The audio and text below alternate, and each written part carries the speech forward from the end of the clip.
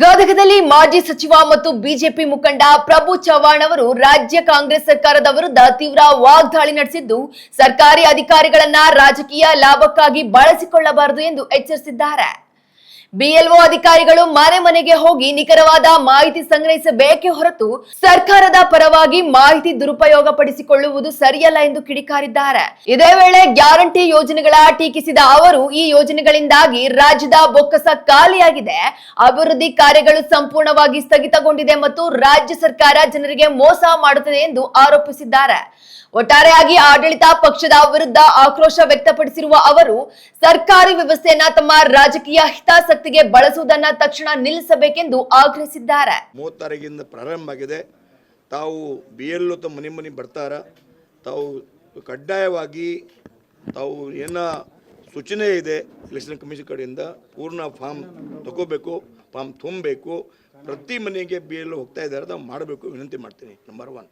Second, ಅವು ಕಾಂಗ್ರೆಸ್ ಯಾವ ಥರ ಮಾಡ್ತಾಯಿದೆ ಅಂದರೆ, ತಾವು ನೋಡ್ತಾ ಇದ್ರಿ, ನಮ್ಮ ಕುಮಾರಸ್ವಾಮಿ ಕೂಡ ವಿಡಿಯೋ ಬಿಡುಗಡೆ ಮಾಡ್ಯಾರ. ಯಾವ ಥರ ಚೋಟಿನಲ್ಲಿ ಕರೆಸ್ತಾರ, ಆಮೇಲೆ ಒಂದು 100 ಜನ 200 ಜನ ಮಾಡ್ತಾಯಿದ್ದಾರೆ. ಇದು ಸರಿ ಇಲ್ಲ. ಯಾಕಂದರೆ ಅವರು ಸರ್ಕಾರ ದುರುಪಯೋಗ ಆಗಬಾರ್ದು. ಬಿಎಲ್ಒ ಏನವ, ಅವರು ಪ್ರತಿ ಮನೆಗೆ ಹೋಗಬೇಕು, ಎಷ್ಟು ಓಟ್ ಇದೆ, ಆಮೇಲೆ ಎಲ್ಲಿ ಓಟ್ ಇದೆ, ಡೆತ್ ಆಗಿದೆ, ಎಲ್ಲ ಅವರು ಮಾಡ್ತಾ ಇದ್ದಾರೆ. ಬಟ್ ಸರ್ಕಾರ ಹಿಂಗೆ ಮಾಡ್ತಾ ಇಲ್ಲ. ಅವರು ಥೋಡ ಮಿಸ್ಯೂಸ್ ಮಾಡಿ ತಹಸೀಲ್ದಾರ್ಗೆ ಫೋನ್ ಮಾಡಿ ಮಾಡ್ತಾ ಇದ್ದಾರೆ. ಸುದ್ದಿ ಬರ್ತಾ ಇದ್ದಾರೆ, ತಮ್ಮ ಟಿ ವಿ ಮುಖಾಂತರ ಕೂಡ ನಾವು ನೋಡಿದ್ದೀವಿ. ಅದಕ್ಕಾಗಿ ಒನ್ಸ್ ಮೋರ್ ಹೇಳ್ತಾ ಇದ್ದೀನಿ, ಸರ್ಕಾರಿ ನಿಲ್ಲಿಸಬೇಕು. ಆಮೇಲೆ ನಮ್ಮ BLO ಅವರು ಸರ್ಕಾರ BLO ಅವರು ಪ್ರತಿಭಟನೆ ಮನೆಗೆ ಹೋಗಬೇಕು, ಬಟ್ ಡಾಟಾ ಕಲೆಕ್ಟ್ ಮಾಡಬೇಕು ವಿನಂತಿ ಇದೆ. ಕಾಂಗ್ರೆಸ್ ಸರ್ಕಾರ ಬೇಕು ಅಂತ ಹೇಗೆ ಮಾಡ್ತಾ ಇದ್ದೇನೆ ತಮಗೆ 100%. ಮುಂಚೆ ಏನು ಹೇಳಿದ್ರು, SIR ವಿರೋಧ ಮಾಡಿದ್ರು. ದೇಶದಲ್ಲಿ ನೋಡ್ರಿ, ಎಲೆಕ್ಷನ್ ಕಮಿಷನರ್ ಸಂಸ್ಥೆ ನಮ್ಮ ಸಂಸ್ಥೆ ಇಲ್ಲ. ಅವ್ರ ಟೈಮ್ನಲ್ಲಿ ಭೀ ಆಗಿದೆ, ನಮ್ಮ ಟೈಮಿಗೆ ಆಗ್ತಾ ಇಲ್ಲ. ಅವ್ರ ಸರ್ಕಾರ ಟೈಮ್ ಭೀ ಆಗಿದೆ. SIRಗೆ ವಿರೋಧ ಮಾಡಿದ್ರು, ತೀವ್ರ ವಿರೋಧ ಮಾಡಿದ್ರು. ಇವತ್ತು ಉಲ್ಟಾ ಮಾಡ್ತಾ ಇದ್ದಾರೆ. ಅದಕ್ಕಾಗಿ ಅವರೇ ಏನು ಆಮೇಲೆ ರಾಜ್ಯದಲ್ಲಿ ಏನು ಭೀ ಆದರೆ ಈ ಕಾಂಗ್ರೆಸ್ ಸರ್ಕಾರ ಸಿರ್ಫ್ ಮೋದಿಜಿಗೆ ಬೈಬೇಕು, ಸೆಂಟ್ರಲ್ಗೆ ಬೈಬೇಕು. ಒಂದೇ ಕಾರಣ, ನಮ್ಮ ಪ್ರಿಯಾಂಕ ಖರ್ಗೆ ಆಗಲಿ ಬೇರೆ ಆಗಲಿ ಒಂದೇ, ಅವರು ಅಭಿವೃದ್ಧಿ ಶೂನ್ಯ ಇದೆ. ನಾವು ಪಶುಸಂಗೋಪನಾ ಮಂತ್ರಿ ಕೆಲಸ ಮಾಡಿದ್ದೀನಿ, ಏನೇನು ಮಾಡಿದ್ದೀನಿ ಎಲ್ಲ ಸ್ಟಾಪ್ ಆಗಿದೆ. ಪ್ರತಿ ಜಿಲ್ಲೆಗೆ ಗೋಶಾಲಾ ಬಂದಾಗಿದೆ, 192 ಆಂಬುಲೆನ್ಸು ಬಂದಾಗಿದೆ, ಪ್ರಾಣಿ ಸಾಧನೆ ಕೇಂದ್ರ ಬಂದಾಗಿದೆ.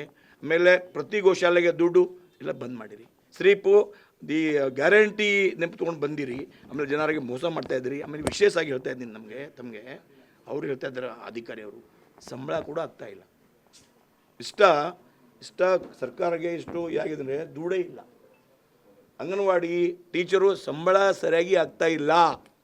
ಈ ಥರ ಪರಿಸ್ಥಿತಿ ಬಂದಿದೆ ಸರ್ಕಾರಕ್ಕೆ. ಅದಕ್ಕಾಗಿ ಸರ್ಕಾರ ಈ ಥರ ಮಾಡಬಾರ್ದು.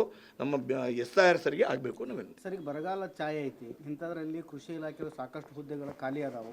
ಯಾವ ರೀತಿ ಕೃಷಿ ಇಲಾಖೆ ಕೆಲಸ ಮಾಡ್ತಾ ಇದೆ? ಈಗ ರೈತರು ತೇವಾಂಶ ಬಗ್ಗೆ ಸರ್, ಕೃಷಿ ಖಾಲಿ ಇದೆ, ವೆಟರ್ನರಿ ಖಾಲಿ ಇದೆ, ಎಲ್ಲ ಆಲ್ ಜಿಲ್ಲಾ ಪಂಚಾಯತ್ ಖಾಲಿ, ಎಲ್ಲ ಖಾಲಿ ಇದೆ.